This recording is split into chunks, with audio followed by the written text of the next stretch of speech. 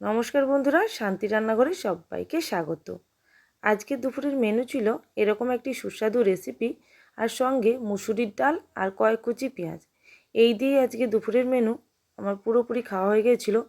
খুবই সুস্বাদু যেহেতু রেসিপিটি ছিল, তাই ভাবলাম আপনাদের সঙ্গে শেয়ার করি। রেসিপিটি আর কিছুই নয়, মাছের মাথা দিয়ে বেগুন আলুর সবজি, যেটা খুবই সহজ এবং অনেকেই এই রেসিপিটি জানেন না। তাই ভাবলাম পুরোনো দিনের এই রেসিপিটি শেয়ার করা যাক। আর যদি রেসিপির জন্য ভেটকি মাছ পাওয়া যায় তাহলে তো খুবই ভালো হয়।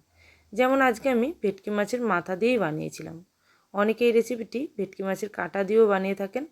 খেতে খুবই সুস্বাদু হয়, যারা আগে খেয়েছেন তারা তো অবশ্যই জানেন। তো চলুন আজকের এই রেসিপিটি আমি শেয়ার করে দিই আপনাদের সঙ্গে। রেসিপির জন্য প্রথমেই আমার লাগবে মাছের মাথা। এখানে মাছের বদলে কাঁটাও নেওয়া যেতে পারে যদি মাছের মাথা অ্যাভেলেবেল না থাকে। ভেটকি মাছের একটি গোটা মাথা নিয়েছি। এবার মাছের মধ্যে অল্প লবণ এবং হলুদ মাখিয়ে নেব। যেহেতু সবসময়ই জানেন আমি আগে থেকে লবণটা মাখিয়ে রাখি, তাই হলুদটা আমি রান্নার সময় মাখিয়ে নিই। এখন আমি হলুদ মাখিয়ে নিচ্ছি, অল্প করে হলুদ দিয়ে মাছের মধ্যে মাখিয়ে নেব। মাছ মাংসে হলুদ মাখিয়ে রান্না করা প্রসেসটা কিন্তু পুরনো যুগ থেকেই চলে এসছে। আর এটা অবশ্যই খুবই হেলদি একটি প্রসেস, কারণ এর মধ্যে অনেক পরিমাণে জীবাণুনাশ করে এই হলুদটা মাখালে। এরপর আমি কিছুটা বেগুন এবং আলু ঝিরিঝিরি করে কেটে নিয়েছি।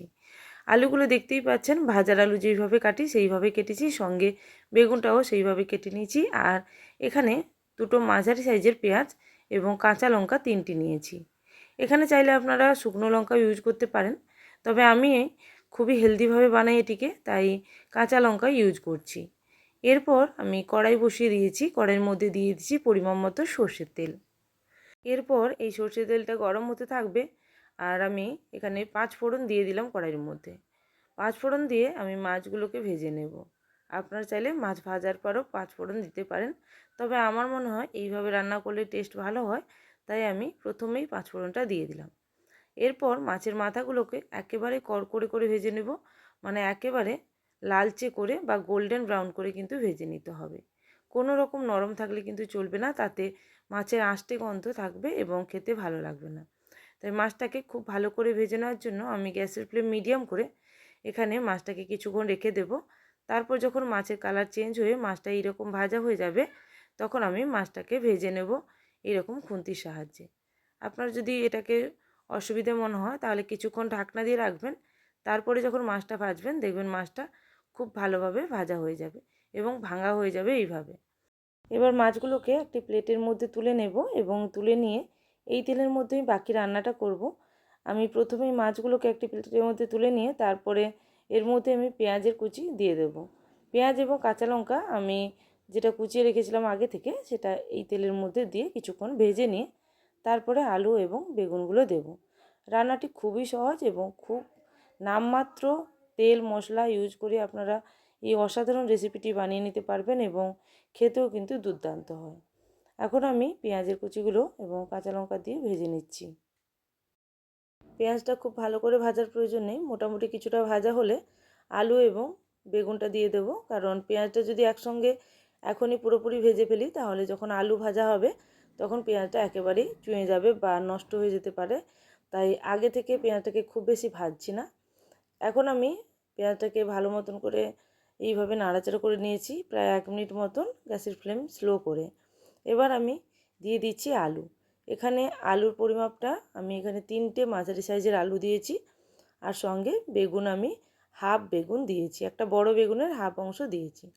এবার এইভাবে ভালো করে নাড়াচাড়া করে নেব পেঁয়াজের সঙ্গে। পেঁয়াজটা দেখতেই পাচ্ছেন খুব বেশি ভাজিনি, একেবারে লালচে করে ভাজার প্রয়োজন নেই।